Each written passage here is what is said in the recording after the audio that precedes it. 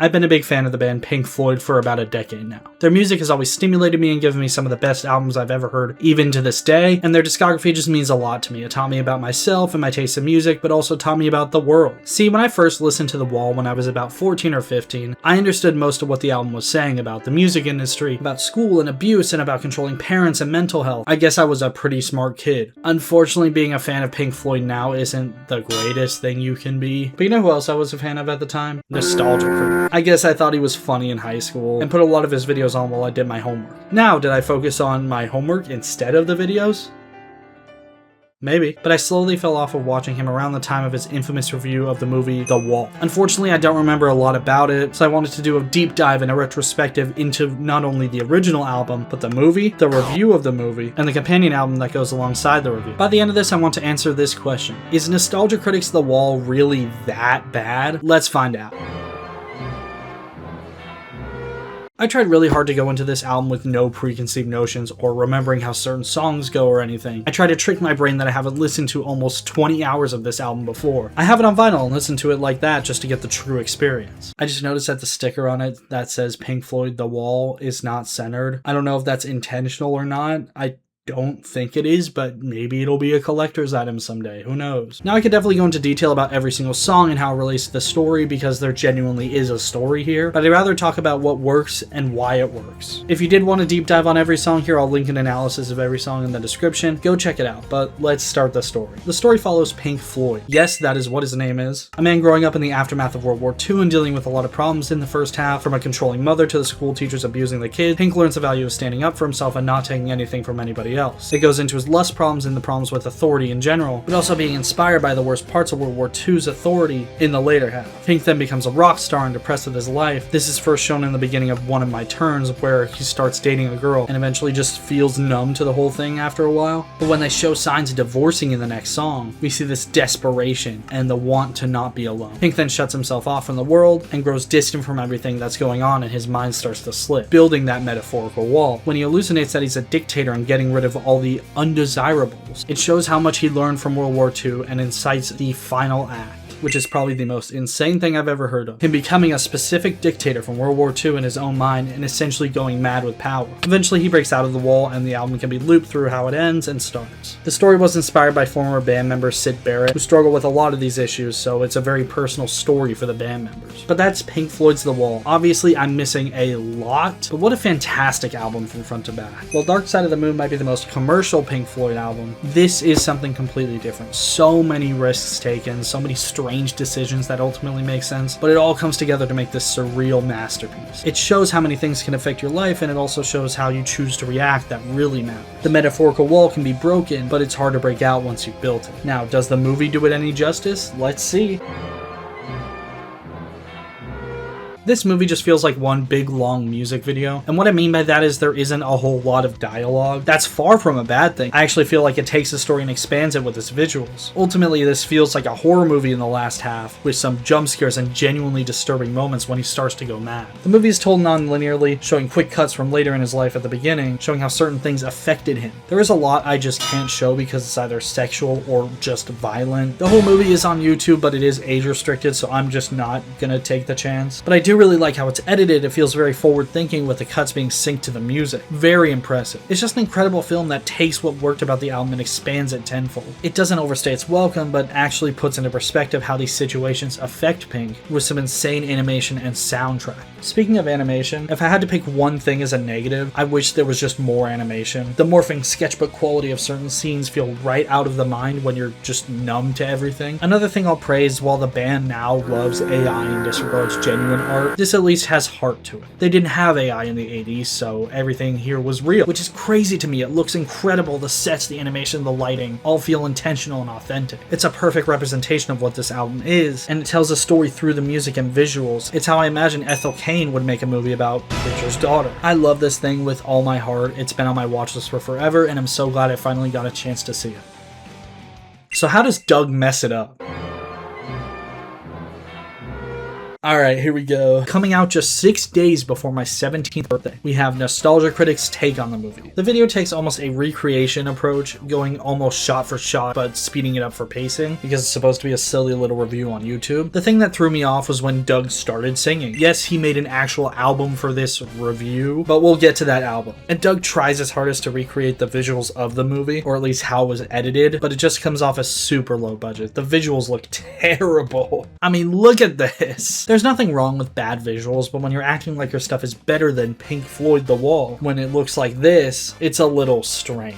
I feel like this review can be summed up as throwing stones from your glass house. Yes, you're making all these criticisms, but someone could sit down and tear your stuff apart too. It's the nature of talking about media online, and you're one of the pioneers of that, so it just does not make any sense. Recontextualizing this review as a person coming back to the movie after they rewatched it years later is an interesting choice, but the review just follows the same structure as the film, almost being a music video. And the main problem for me comes from the effort put into the hatred. This is the most ambitious and big review he's ever made, yes, but it still just looks awful. I'm not sure how much passion Doug has to be a director or a filmmaker, but it just seems like he wants to poke fun at an acclaimed cult movie, which is fine, there's no harm in that. Voicing your opinion, I think, is okay, especially if you don't go with the main opinions online. But a lot of complaints come as this movie's being pretentious and failing to go more in depth with actual criticisms. And I think the main flaw with it is him trying to replicate the format of the movie. You don't need all of this. I feel like he's hiding his real opinion behind it all. It's just him saying, look how stupid this is, it's not that deep. Yeah, it kind of is though. Using World War II as a jumping off point for how messed up it and a lot of other factors made people is genuinely such a great idea. This is a kid scarred by his father's death in the war. How else would a kid imagine it? The monsters make sense and go deeper than you would initially think. His whole summation of the beginning is, why are we comparing high school to World War II? It's not the same. Bro, it would feel the same if you were getting abused by the teachers. Did you even watch the movie? Calling Goodbye Blue Sky an Oscar bait song is crazy. 1, you're thinking of the Grammys. Those are for music. Oscars are for movies. 2, if the album was up for Grammys, it didn't win any. 3, the movie was never up for Oscars. If anything, I feel like audiences back then wouldn't have gotten it when it came out if they didn't like The Shining a few years earlier. It's just incorrect on so many levels. So much of this review is dedicated to him saying, look how tortured I am, look how sad my life is. The whole album isn't about Roger Waters, bro. It's not as whiny as this review is. He calls The Wall boring and compares it to Dark Side of the Moon, saying that he wishes he was invested in it as an adult, which genuinely is sad, yes. When you bury yourself in work, especially a job reviewing media, it's hard to find joy in things when you're just always looking at things critically and for content. Look how tortured I am, look how sad my life is. I think another big problem is that they obviously put some effort into this. Not a lot of effort, but it had to pass through so many people and stars so many actors. Not one of them could have told him that he's just completely misunderstanding the movie. And what's even worse is that he promos his album by saying it's a huge love letter to Pink Floyd, which like is so insane. It's like if I watched Taylor Swift's Eras Tour movie, made a review on it, made an album out of it, rapped all over it, and then said how much I loved her music. It doesn't make any sense. Do you like the album or not? Anyway, don't even get me started on the concert scene. I genuinely refuse to talk about how he misreads him literally becoming a dictator and forcing people he hates to be killed or hurt, and turns it into an online celebrity, putting people who disagree with his opinion in the wall. I'm gonna kill myself. There's this moment where they cut to this guy with this awful looking CGI squirrel, and I just feel like I'm missing something. Is this nostalgia critic lore? If it is, I genuinely don't care. The creature then talks about not connecting with the weird characters in the trial scene, which is like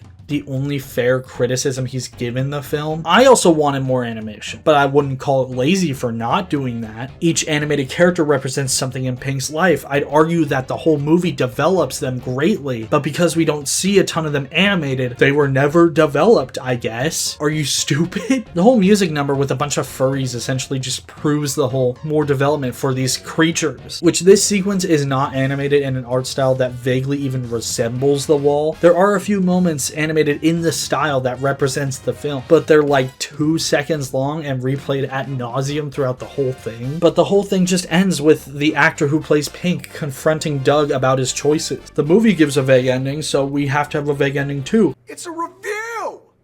That's literally the opposite of what that is. That's what I'm saying. But they both say they liked it fine enough and thought it was kind of full of itself, which is an opinion. Should have led with that. An interesting choice is him singing the SpongeBob theme to end the review. I'm so random. And that's the review. Yeah, it's pretty bad. Something I forgot to mention is that this stars Corey Taylor, the singer from Slipknot. I'm not sure why he's here, but he is. The SpongeBob song is apparently something he does at shows because he learned it on guitar. Sure. Looking back at this review is weird because Doug is almost self-aware about how bad it is and actually has learned more about media literacy since. I'm sure he regrets putting this out to a certain extent, which he should, but at the end of the day, he is just voicing his opinion. It's an incorrect opinion, but it's his opinion nonetheless. One thing I do have to praise is that while Fenna's animation doesn't fit The Wall as a whole, it is well made even if it is so out of place. This is also where the Pointing Doug video comes from, so not only is this a classic for just being awful, it's also the birthplace of this. But we're not done yet because there are a few songs on the album that weren't in the special, so let's go see how those are.